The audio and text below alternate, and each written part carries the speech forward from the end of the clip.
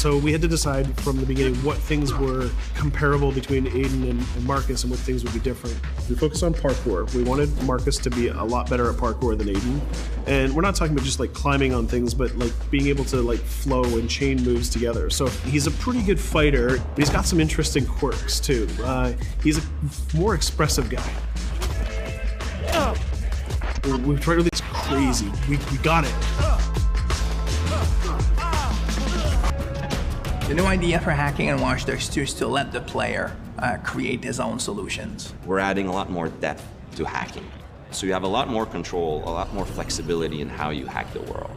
So one big category of hacking in Watch Dogs 2 is the entire branch of pushing remote controls to its limit.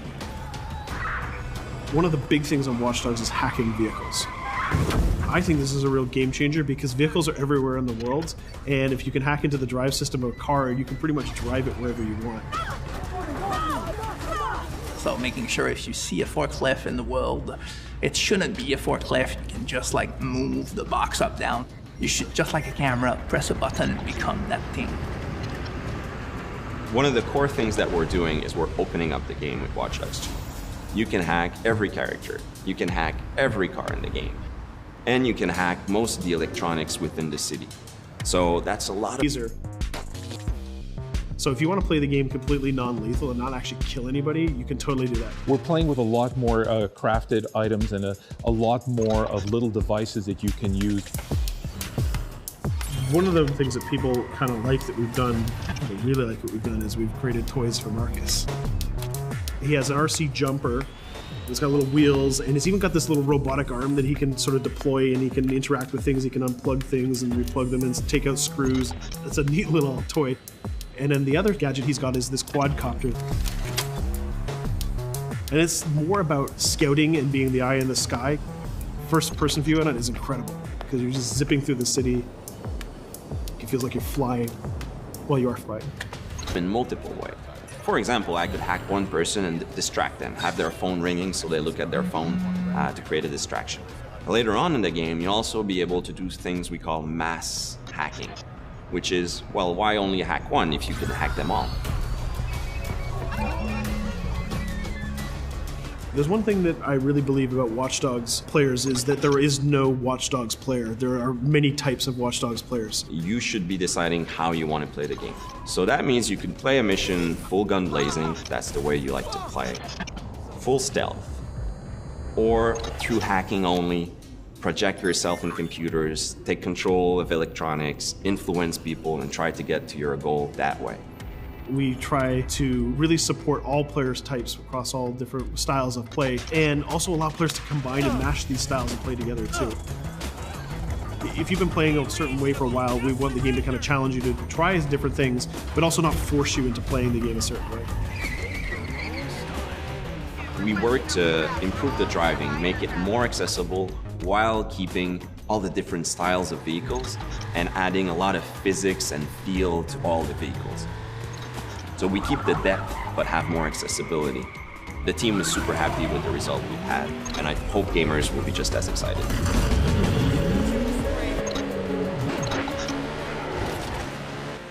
We are very excited by the potential of what we call seamless online. We start doing that in Watch Dogs 1, so we're expanding on that. We cross path with friends in the city. So you playing in single player and you're crossing path with another player who's also playing in single player. Both of you are members of DedSec, so you're friends, and you can just walk up to each other, you'll say hello, hit the button, and form a co-op team. And what we're going to be showing in the next couple of months is an example of how those things work together to create magical gameplay moments.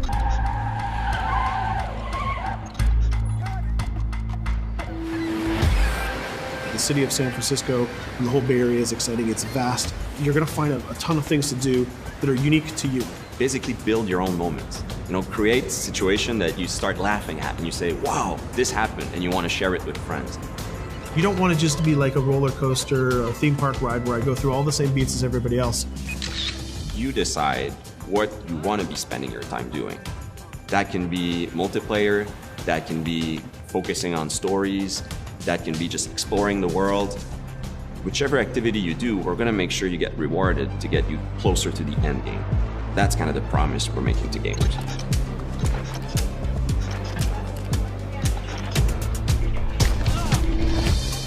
You always know it when something starts to click, it starts to work. Everything changed. You stop seeing individual components, animations, or texture maps, or vehicles. You just start to see the experience as a whole. It changes on the floor. People get excited about it. This is it. It exists. We are always making the game with the player in mind. They have always been the driving force. When you come with a sequel that really earns its due, you know, that really does a lot of new things, that has a lot of surprises, it's a great feeling. In the end, there's nothing more